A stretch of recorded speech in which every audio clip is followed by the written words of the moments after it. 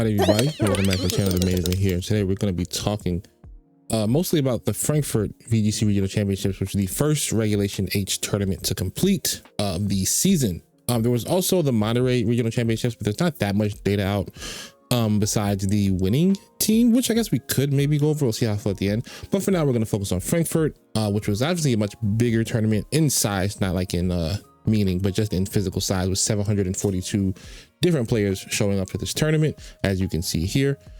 First things first, we're gonna go over the usage stats for day one. We're gonna look at day two, which I have already here prepared for you guys.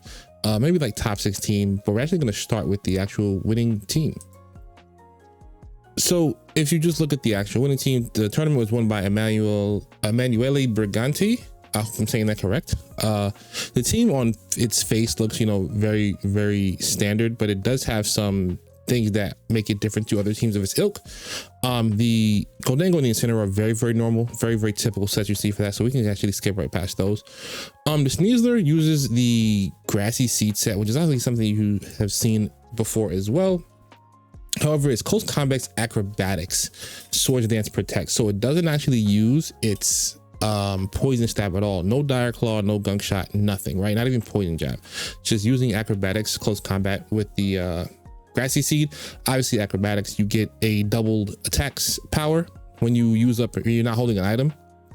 So Rillaboom plus the seed means you're never holding an item because it procs immediately. You get the stat boost. I want to say you get the defense boost from Grassy Seed. So you can actually take some points out of maybe like your attack and put it into your into your bulk a little bit to have a little more survivability. So the defense boost does actually matter. It's a very, very significant boost. You have Tera Flying to get stabbed in the acrobatics to boost power even more. Also, you get rid of your ground weakness, which is very, very bad. Rillaboom also helps with the earthquake weakness. So with the grassy terrain and the Grassy Seed, you're not really dying to earthquakes anymore. You can still die to stuff like earth power though, so it's really helpful to have that boost right on your to have that Tera type defensively. You have the options to like fake out Swords Dance, and now you're at +2 attack, +2 speed, and essentially just ready to just pick up big knockouts with acrobatics plus like Grassy Glide or Wood Hammer. You still hit steel types. You hit the opposing Sneasler for super effective damage as well, so you're kind of in a really, really, really good spot. The Ninetales is kind of interesting because it's a set that I haven't really seen used in this way. It's Tera Ghost, which is not uncommon. Sasher is not uncommon. Blizzard is just a normal move. You always kind of have Blizzard on there. The Icy Wind ones for speed control, it really came up a lot, especially I think in finals where he's able to Icy Wind some stuff down or use Icy Wind to guarantee KOs in rain, whereas or almost guarantee, whereas Blizzard would have probably missed. Icy Wind has a little bit more accuracy. He's able to KO the Tera Flying Qotd with that Icy Wind actually, because he didn't want to risk the Blizzard miss. Disable is a really good move because Ninetales speed tier is in a pretty good spot, right? And the only things that are faster than it that are relevant are like Sneasler, kind of like Dragapult, like Scarf Basculegion for the most part.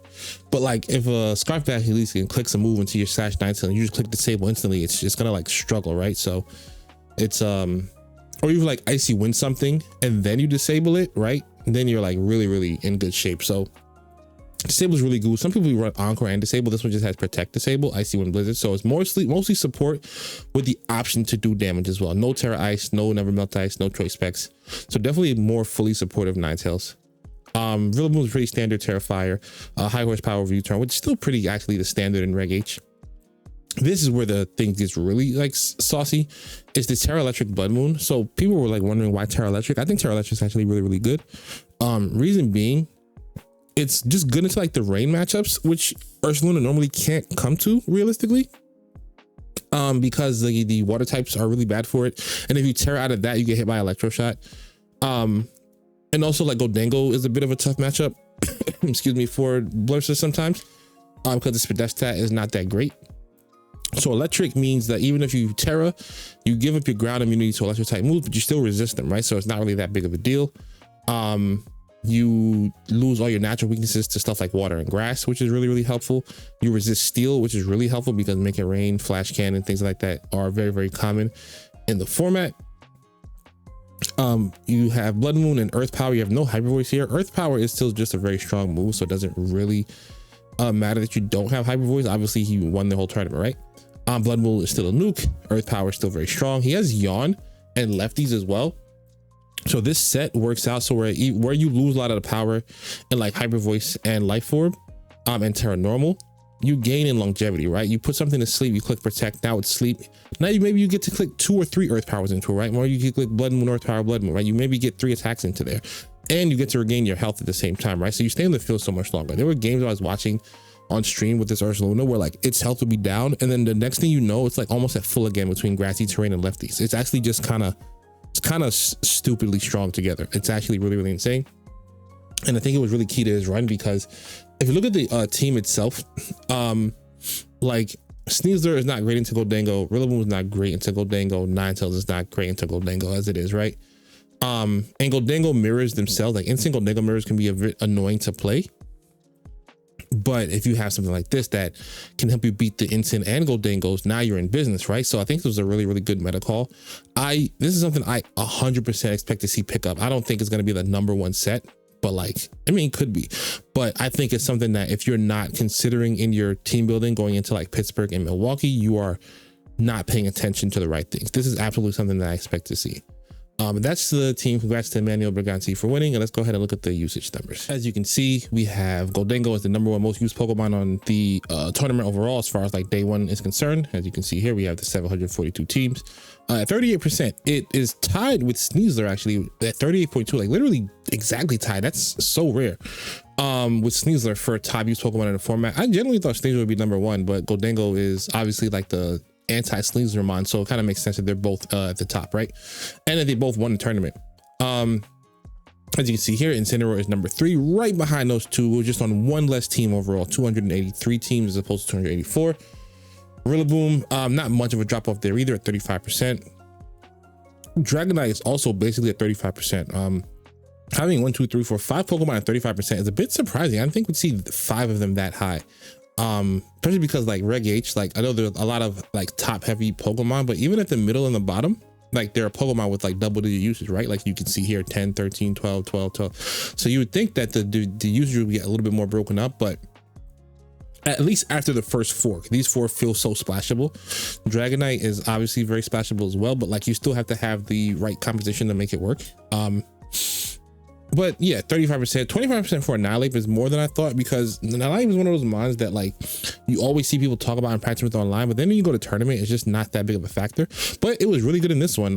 It was showing on stream a lot. It had a top 3 finish in the tournament, had a strong win rate. All these guys had really strong win rates, as you can see, right? 52%, 51, 50, 51, 51, 51, 53, 47. Like these are really, really strong win rates for all the heavy usage Pokemon, which just proves how good they are, right? Because usually when Pokemon are heavily used, sometimes the win rates will struggle, because just by the nature of there being so many of them have to lose, but a lot of them really did convert very, very well. We'll take a look at the day 2 in just a moment.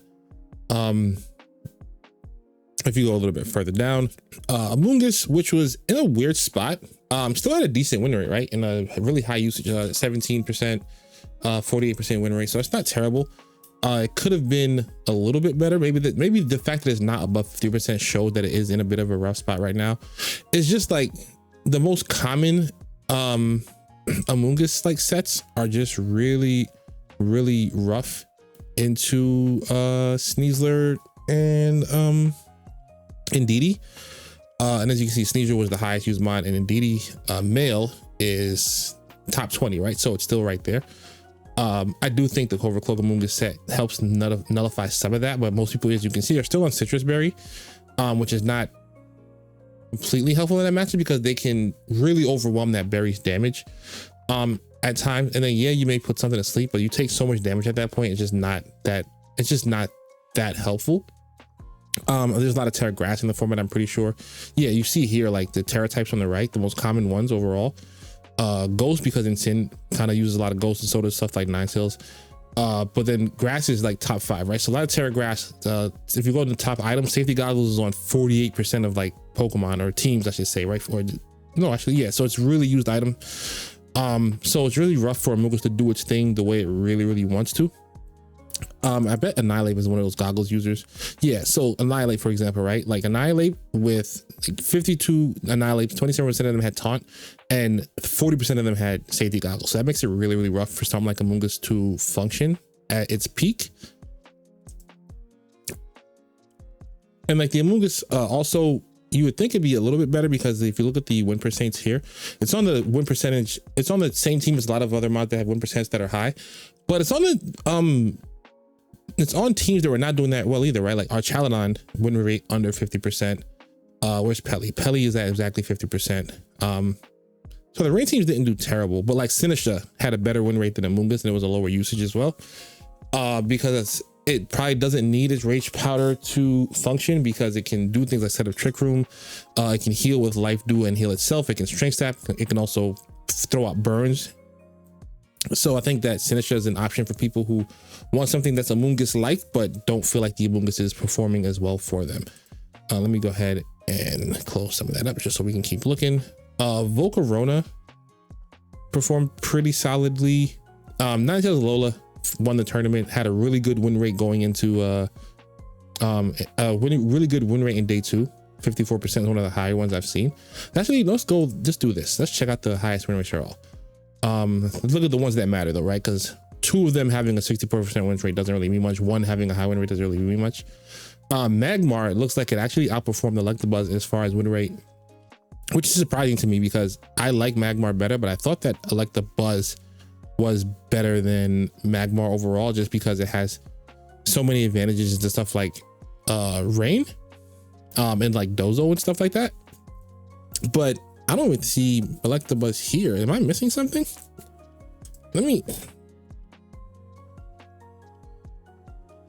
Electabuzz did not perform well. Oh, that's interesting. I wonder why. Is it because it's loading? It's taking a sec. I wonder if it's because I need to see if its biggest partner was Gambit and see if Gambit was one of his biggest partners. And these 4 work really well together as far as, I've seen, but that makes me now want to do this and look at King Gambit. Because the steel types are like the premier ones, right? King Gambit was fine, right in the middle. 50% win rate. Had a top 4 placement. It's common partners. Oh, but you know what? Look at that. It seems to have performed better with these guys. Let me look at it seems to have performed better with the other guys than it did with Buzz. That's interesting because redirection feels so strong for it. And as you can see, it doesn't have a lot of Magmar partners. Huh, that's interesting to me.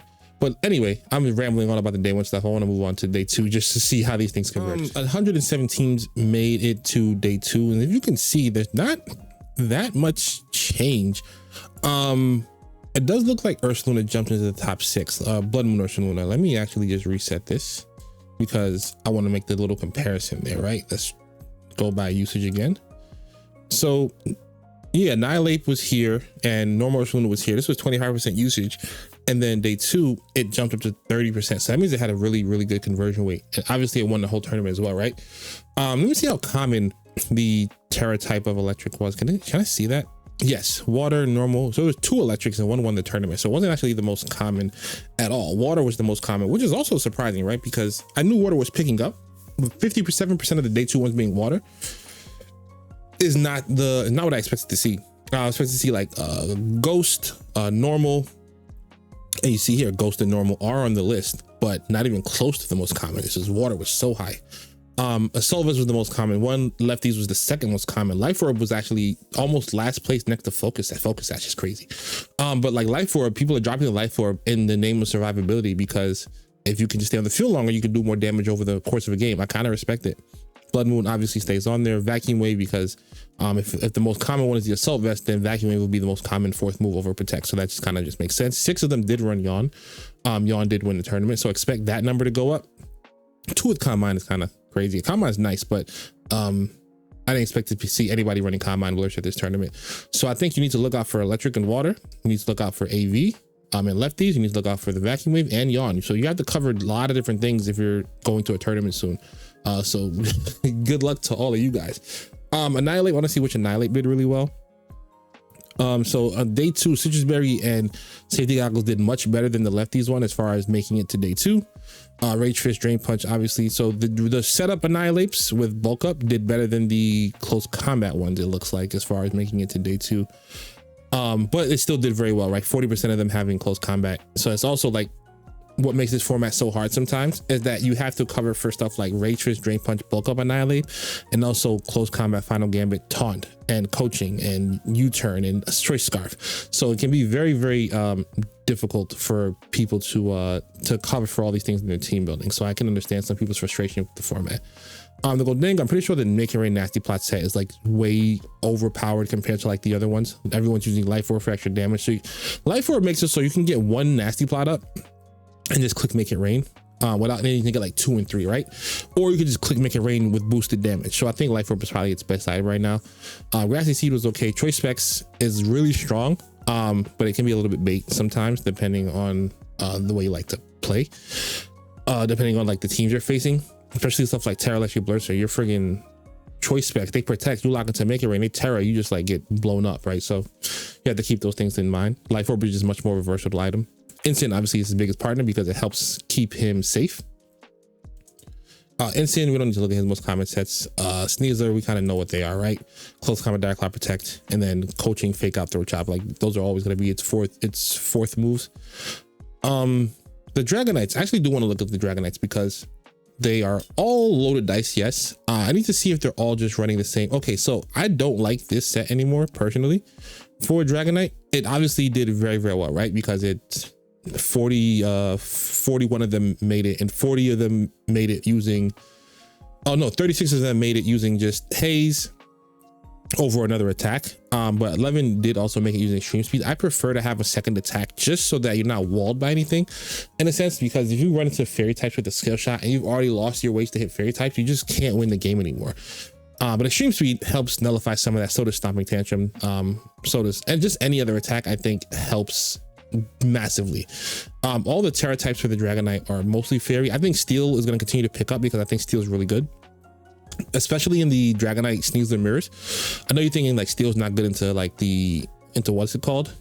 Into Sneasler, but realistically in those mirrors, most of the time as it stands, you are just getting hit with Dire Claw Skill Shot turn 1 if you're a Fairy type, right? So they'll send it and you can only block one of them, right? You can't actually stop both. So you'll just take additional damage from the Dire Claw anyway.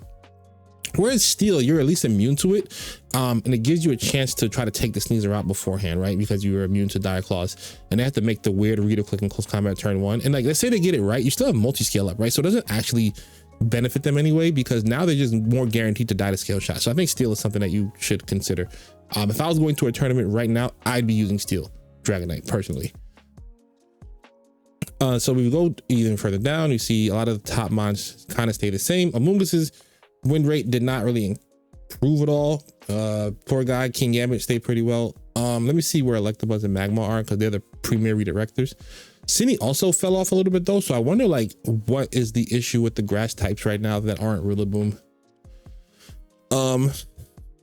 Maybe it's just because they just don't do enough damage, or it could just be that Ninetales makes their lives really hard. It could really just be it. Ninetales doing so well makes it really hard for them. Goldango makes it really hard for both of them, right? Because Sinister doesn't really run Shadow Ball. As you can see here, only one in day 2 had Shadow Ball, right? So it kind of makes it really, really tough for them to play against stuff like Ninetales and Goldango and Incin, honestly.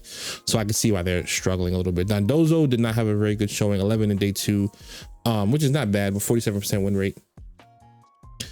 Garchomp, no, you know what? Surprising amount of Garchomps to me. I thought people were like off Garchomp for a bit. Arcanine Hisui, I didn't see anyone talking about before the tournament, so it's kind of interesting to see it be there and have a almost 60% win rate. So stuff like these, even though it's small sample sizes, it makes sense to keep your eye on, right? Because what is it about this that even though these few people brought it, made it perform so well? Because it got a top 4 placement, right? You finished in the top 4. So that means that it did something right. Flare Blitz Protect, it could be the rock coverage, because the Dragonites don't like eating those rock slides, and if they have to tear out of it and eat a Flare Blitz is not good either. Getting Intimidate down on this, but having the weaknesses to this is not great, but like getting the Intimidate down and then Flare Blitzing it back is really nice. Being really, really strong into something like Rillaboom is nice, as well as being nice into this. These are his teammates, but since they're on the screen, I'm just using them as examples. So like these are mons that it could be like good into. So I do wonder if that's going to pick up at all. Be on the lookout for Hisui and Arcanine. The rest of this is pretty standard. Okay, so here we go. Buzz did overtake Magmar in day 2 appearances. but still had a slightly lower win rate. So, and it had a worse finish overall, top 27 finish. Magmar finished in the top 16.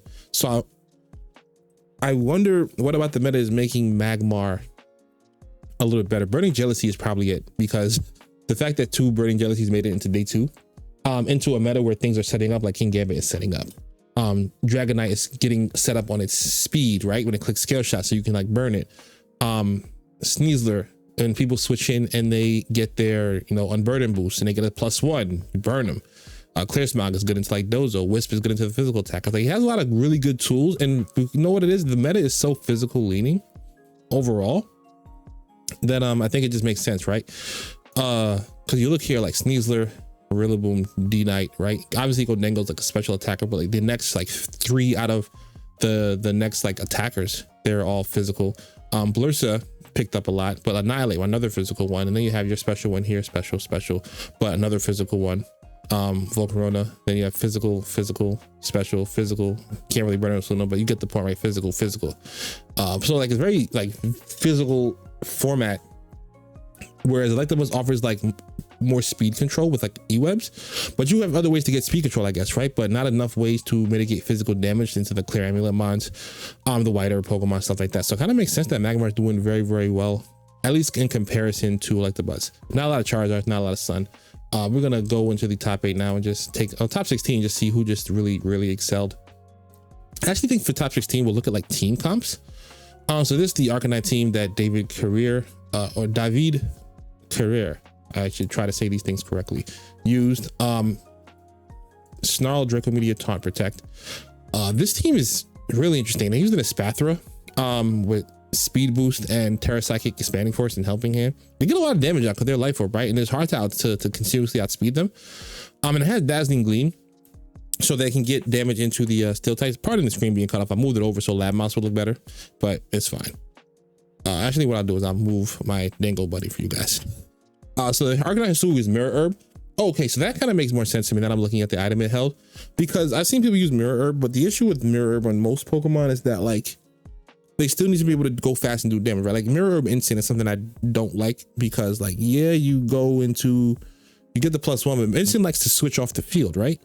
Instant likes to get off the board, so you kind of want to be able to pivot that in and out with Party Shot and get Fake Out Pressure, so you don't really get much value out of it. Arcanine Hisui is an offensive Pokemon, so it kind of does want to stay on the board and click buttons. So I think that Mirror Herb it is really good, because now you can like click Rock Slide into stuff, into redirectors, and get damage on both. You can click Flare Blitz right into the King Gambit, take a hit, but it can't take one back from you at +1 at that kind of damage. So I think it's a really cool team overall. You have the Psychic Seed, so there's a lot of synergy here. A little bit of anti-synergy, I guess, with like the Sucker Punch and the Terrain, but you probably just don't bring those together, right? So you don't even have Trick Room on this Indeedee, so that's interesting. But the team is very fast, right? So you don't really need it, because you have Speed Boost, you have very fast Pokemon here. So yeah, you don't really need it, but maybe the only anti-synergy is that, but obviously the team finished top 4, so it's obviously, you know, very good. All right, so just looking through some more of the teams. This is a very standard team, but it did very well. Like, it's okay to use a standard team like this at the beginning of a tournament, especially when it's established and strong. It's one of my favorite teams that I even played myself. But as you can see, right, if you look at the users, is there any Amoonguss here? Like, Sinistra outperformed Amoonguss by a lot. Let's actually, let's go to the Pokemon. Fine. You guys twisted my arm. So in top 16, there was 3 Sinistras. Oh my goodness, was there no Amoonguss? Not a single Amoonguss. Okay, Amoonguss bad. Oh no, there it goes, 2 Amoonguss. I'm sorry, but like 2 Amoonguss top 16 is not what I'm used to seeing. Qotd had half, Instant and Sneasler had about half, Rillaboom had half. So obviously the seems like the best 4 mons in the format coming out of this tournament, right? Things change, but realistically these 4 are so consistent. I don't see that changing much. Annihilate did really well. Dragonite, Arch, Pelly did well together, obviously, so it kind of makes sense that they are tied in usage. Blursa did very well. Having a third of the field in top 16 is really strong. And also 1, 2, and half of the top like 4 as well, and 1, 2, 3 of them in top 8. Yes, and if you count this other one, right, it's 4 of them in top 8. But so Blood Moon Ursaluna is something that's a very big deal right now. You have to be able to beat it. And now you have to be able to beat the Terra Electric ones, because defensively those things are juggernauts. They're really hard to deal with. So please cover for that when you're in your team building. My North American friends.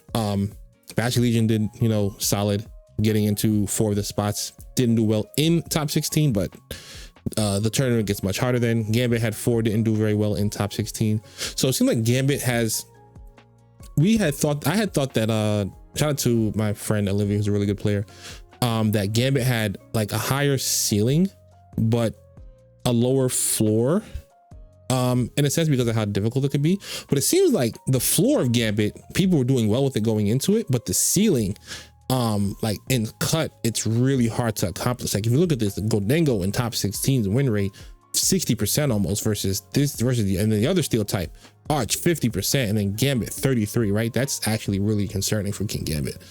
2 Dozos who made it through to top 16, 2 Garchomps too, 1 Sableye, which is kind of insane. I actually didn't even realize that Sableye made it this far. Disable Light Screen, Tarnflex, and no attacks. It was on this team right here. So you know what, that makes sense, right? Because it's about protecting the ape for the most part. That's actually pretty interesting. But yeah, at this point, I think we've covered everything that I really wanted to cover. Nothing super interesting down here that we haven't already covered before. Zora Hisui was also on the team. Whereas you can like hide it for Hyper Voice, and you can also hide it as Annihilate and make it look like you're gonna kill beat up. So that's pretty cool, right? Focus Sash in case you mess up. Ice you in for speed control. So it's kind of self-explanatory. So yeah, that's all I really wanted to go over with the tournament. Did you get surprised by anything in the results at all today? Let me know in the comments below. Let me know if you think these results are going to be consistent going into Pittsburgh, which is the next tournament coming up. Or do you think that things will change dramatically, because sometimes there's a lot of variance between EU to North American tournaments? Do you think this will influence the North American tournament scene a lot? Let me know in the comments down below. Otherwise, thank you guys for being here. Click like, free boys, subscribe if you're new, and I'll see you guys in the next video. Peace.